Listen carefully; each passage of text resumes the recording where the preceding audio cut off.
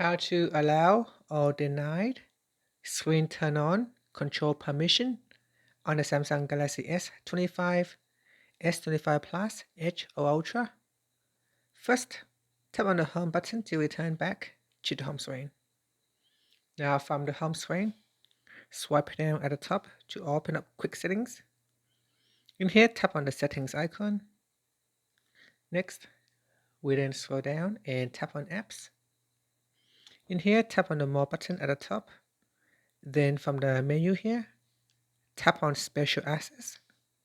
In special access, scroll down to the bottom and then tap on screen turn on control. And then in here, you can tap on the toggle button right next to the app to allow or deny access to screen turn on control.